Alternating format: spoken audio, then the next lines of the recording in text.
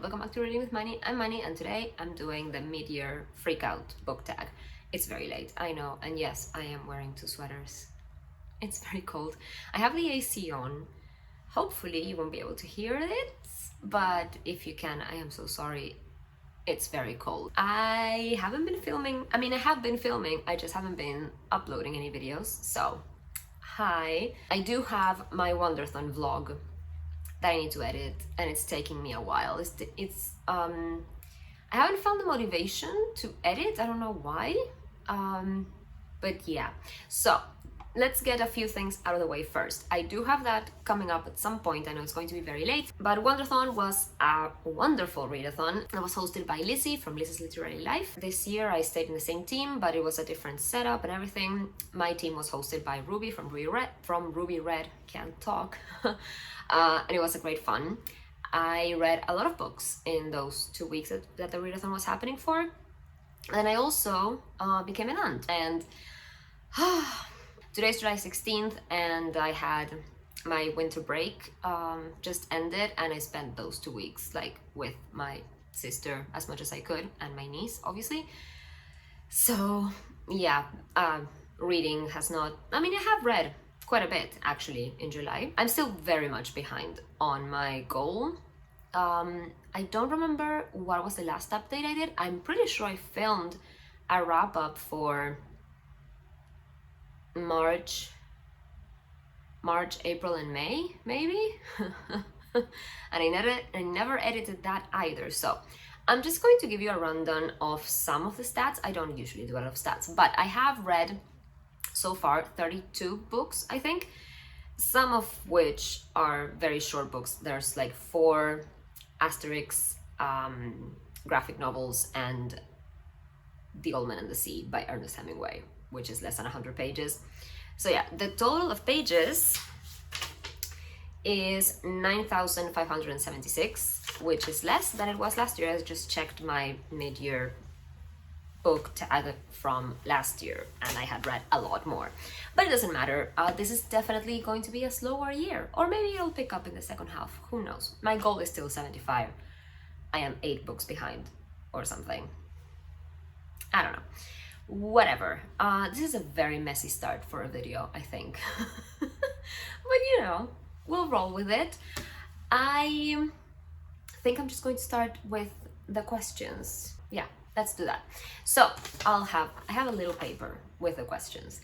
I was inspired to do this by Amy from A Star Reads. She was live last night, to celebrate her 4th booktubeversary.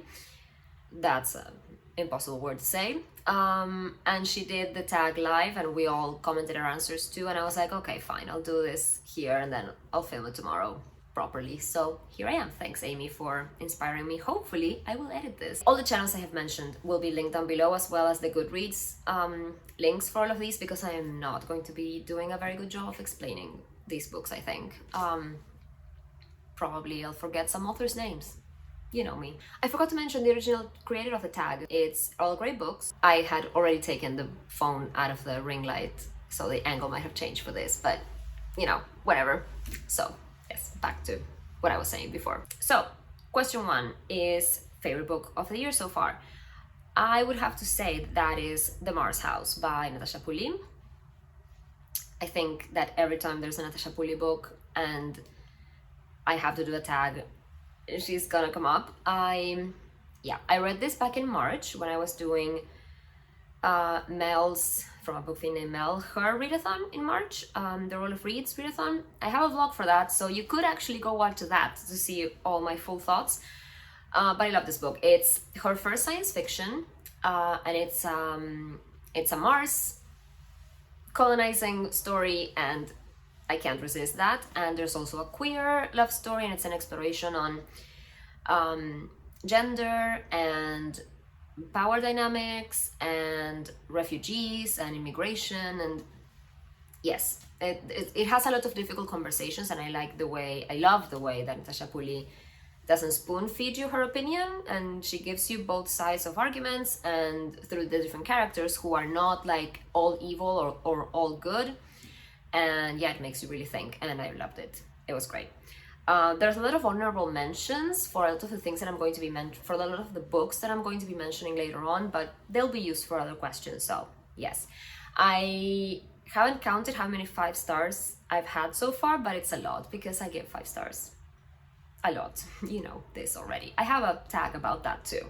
I'll link it somewhere too. Anyway, favorite sequel or best sequel so far has to go to the sequels in the Devabad trilogy, the Kingdom of Copper and the Empire of Gold, which I just finished the Empire of Gold in July, so probably it shouldn't count, but yes, definitely then the Kingdom of Copper by S.A. Chakraborty, part of the Devabad trilogy. I am a co-host for a read-along for that. The other co-hosts are Kim from Expedition to Pages, Mel from A Book Community Mel, who I already mentioned, and Emily from Emily Beth Hall. I'll leave all the details below on the Discord. You can still join us. The live show for The Empire of Gold is going to be at the beginning of August, so if you haven't read that one, you can still catch up, or if you have read it and you want to join the discussion, awesome. There will be more specific details once we figure everything out. But yes, if you don't know, the Devabad trilogy is historical fantasy about this girl called Nari who discovers that there's a whole magical city that she actually belongs to. She's taken there by a Deva or a Jinn, and yes, it's very political, very chaotic. And the sequel was so good, it got me so good, and well, the ending, spoilers, loved it as well, so definitely favorites so far. Next is a new release that you haven't read yet but want to, and I have a couple of those. I'm always trying to catch up on new releases. Please don't move my ring light. My cat is trying to, okay, yes, good. My ring light is broken, so if my cats touch the cable, it turns off, so yeah. Anyway, yes, new releases. So I'm always trying to catch up on new releases, but definitely I want to read The Familiar by Lee Bardugo, which is historical fantasy for her. I think it's the first time she's written that, maybe. And yeah, I'm very excited. I've only read Ninth House and Hellbent. They're somewhere there. I'm very excited to try her other style of writing, I guess. I also have What Feasts at Night. Is that the right name? Yes, What Feasts at Night by T. Kingfisher, which is the sequel to What Moves the Dead. The original one was a retelling of The Fourth House of Usher by Edgar Allan Poe, and this just continues on with the characters whom I loved. So I'm very excited to get to that as well. It's quite short. I'm not sure why I haven't read it yet. It should happen soon enough. But yes, there's probably a bunch that I'm forgetting about. Just now, this week, I think Meg Schaefer's her next book is coming out, I think this week. It's called A Lost Story. She wrote The Wishing Game, which was one of my favorite books of last year, so I'm very excited to read that one too. There's probably a lot more. There's also the Stuart Turton book. Oh, I want to read that one. The Last Murder at the End of the World. So many books. Next is a new release that you're excited about for the next half of the year. There's definitely another sequel, Somewhere Beyond the Sea by T.J. Klune, which is a sequel to The House in the Syrian Sea, which was one of my favorites. So yes, I definitely will want to reread that in August, probably in preparation. I think it comes out in September. I've only read it once, The House in the Syrian Sea, so I'm definitely very, very excited to reread it, and yeah. Can't wait. What else do I have on my list? Hold on. There's also an ML Rio book coming out in September, like a full-length novel, I think, or maybe is it a novella? I can't remember, but new ML Rio. Very excited. I think it's called Graveyard Shift. I'll put the picture up here. Yes, I think that those are the ones that I'm most excited about. Let me check my journal. There's probably something else I'm forgetting. Oh, yes. This week, Katie Lumsden from Books and Things is publishing her second book. I loved The Secrets of Harwood Hall last year, and I can't wait to read this one. I think it's also historical fiction, but it's like a love letter to Jane Austen. I can't wait. I don't know how I'm going to get my hands on it because it's only published in the UK, and getting books from the UK to Uruguay is extremely expensive, and I can't buy the Kindle version, I think, unless I change the region in my Kindle. So I don't know if I can do that or not, but at some point I'll get my hands on it, and I'm very excited to read it. What's the next question? I'm so lost. Where am I? Question number 5. Biggest disappointment. This one's an easy one. I don't think I've had a disappointment. I rated everything that I was excited about 4 or 5 stars, so I couldn't say that's a disappointment. And the ones I've rated lower than that, I was expecting to rate it low. So yes, my lowest rated book so far is The Old Man and the Sea by Ernest Hemingway. I think I gave it 2.5. Yeah, and yeah, I had already read it and I knew I didn't like it. So that was definitely not a disappointment. And then my other lowest rated is a 3-star, that is Asterix graphic novel, which is one of the new ones, and they're not as good, and I knew that going in. So question 6 is the biggest surprise, and I have a couple of options for that. One is Glorious Exploits by Feria Lennon. I read this for Wonderthon, and it's about these two it's about these two people from Syracuse, these two men from Syracuse, and it's during the Peloponnesian War, and they have a bunch of Athenian soldiers captured. They put them in a quarry to basically die there, and these two go and feed them sometimes, and one of them is obsessed with Euripides, and wants to put on a version of Medea in the quarry with the prisoners. Like, he's looking for actors there, like people who know Euripides. And it's narrated by his friend, and I'll talk about him later, but what a great character. And I was surprised by this book because from the premise, I was expecting this fun, wacky read. And some of the moments were like that, but then it was also pretty hard hitting and like with a lot of interesting character arcs and things. And I was like, all right. I even teared up at the end. So 5 stars, as you probably guessed. The other one is Dayspring by Anthony Oliveira, which I also read for Wonderthon. And again, I did not see what was coming from the premise. It's basically a gay modern retelling of the New Testament told in poetry and with excerpts from other religious writers. And I didn't know that going in. I knew it was a New Testament retelling and that it was gay, that it was queer. But yes, the format of the book is interesting, and the way that, yes, all of that was very surprising, but because it's such a weird book, I guess. But I loved it. I also gave it 5 stars. Next is, my notes are terrible. And the next is, favorite new to you author or debut author or something like that. If it's a new to me author, I would have to say Esther Chakraborty, because I have loved the Deobat trilogy so much, and I am enchanted by the writing. So yes, definitely.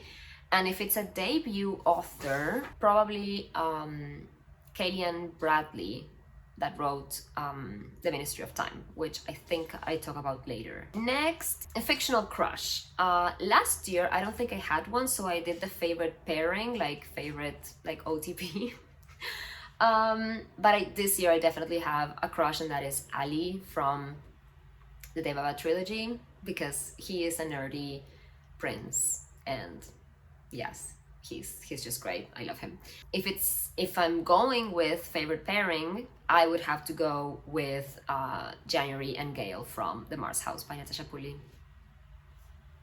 She is great at writing these oblivious characters that are definitely in love with each other and they just don't want to admit it or can't, or the slow burn, the angst. Amazing, love it. Then we have favorite characters, or favorite character, and I would have to say Lampo from Glorious Exploits. He's the narrator and incredible character. His character arc is amazing. I love him. And Ursula Flight from The Illumination of Ursula Flight by Anne.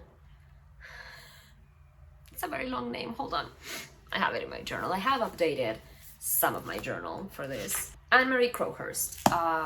This is a historical fiction, and I loved Ursula, and I loved her narration and her wit and her humor. She was a great character to read about.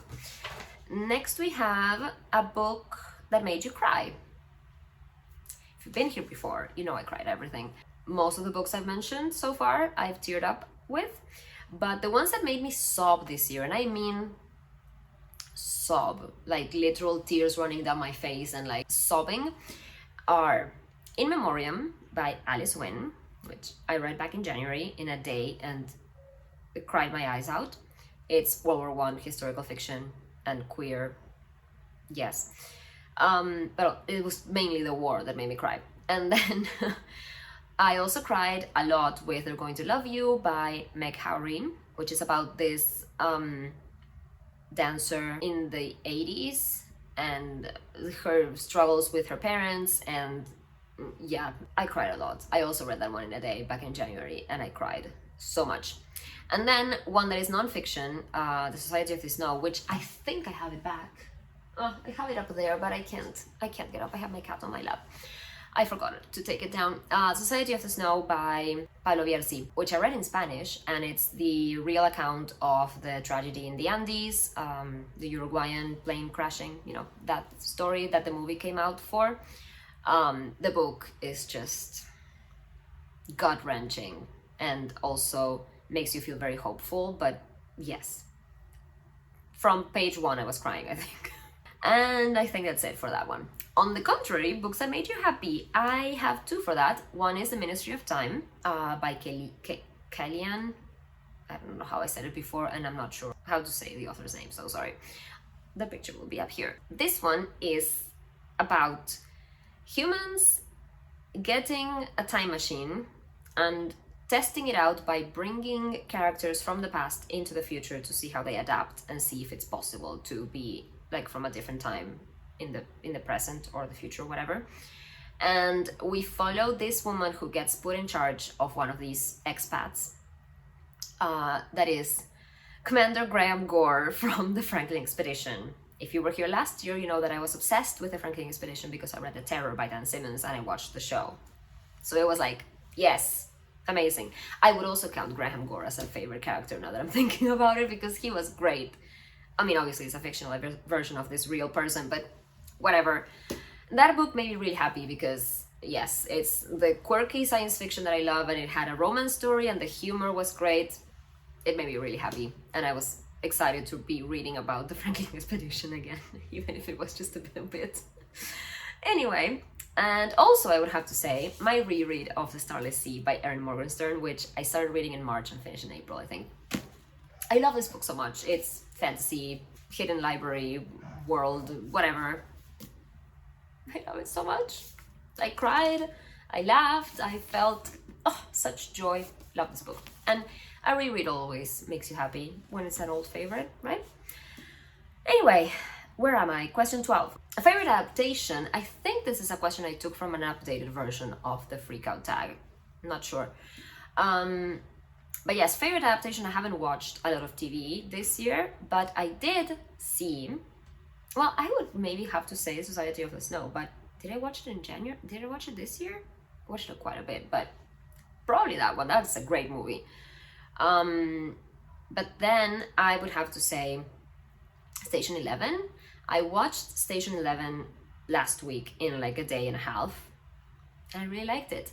I haven't read Station 11 by Emily St. John Mandel in a while. I read it once in 2021, so I should reread it because I don't remember enough details to be able to tell if it was a good adaptation or not in terms of the book.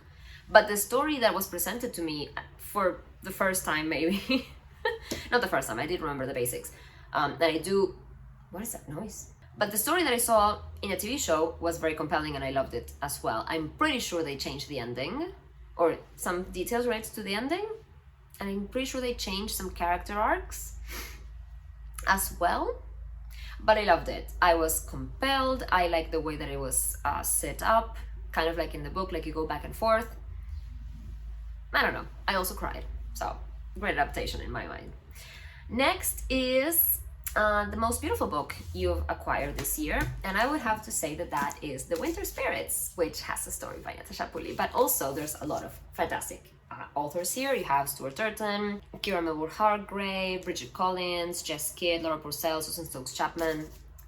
All of these authors I read from before and I really, really enjoyed their books. And I had read a previous story collection with some of these authors. I have it somewhere up there. These are all Christmas spooky stories, and yes, it's beautiful. I love it so much. Yes, I haven't acquired many physical books this year because, you know, since the book depository closed down and yeah, it's not readily available, all the new books that I want to read. And yeah, we do get books in English here from local bookstores, but yeah, we get the TikTok sensations and then some, I don't know, Stephen King books. Eventually you go and you find something that you're interested in, but it's getting better. I shouldn't complain. It's getting a lot better. It's a lot better than it used to be, so yeah. Okay, next question. Books that I need to read before the end of the year. There's only one obligatory, mandatory read that I have, and that is The River of Silver by S. Chakraborty. This, I'm pretty sure, is like a collection of novellas and short stories in the same world as the Daevabad trilogy. We're going to read it next, so probably August, and I think it's a lot shorter than the other books.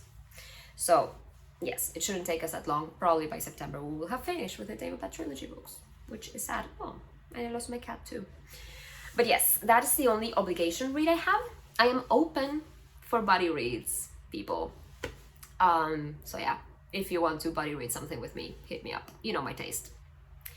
And finally, we have any booktubers that you would like to shout out. I can't remember exactly how the question was phrased. Maybe it's any booktubers that you've been enjoying recently.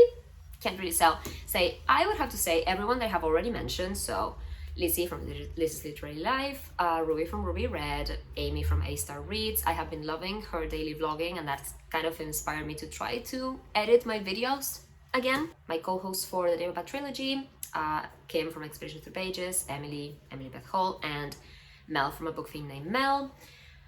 What else have I been enjoying lately? I mentioned a few yesterday in Amy's live. But if I have any other recommendations, check out the description below because I'll tag a bunch of people. Okay, I think I'm done with the tag. My cat is yelling at me. She probably wants me to give her food in her mouth because she's a weird cat sometimes.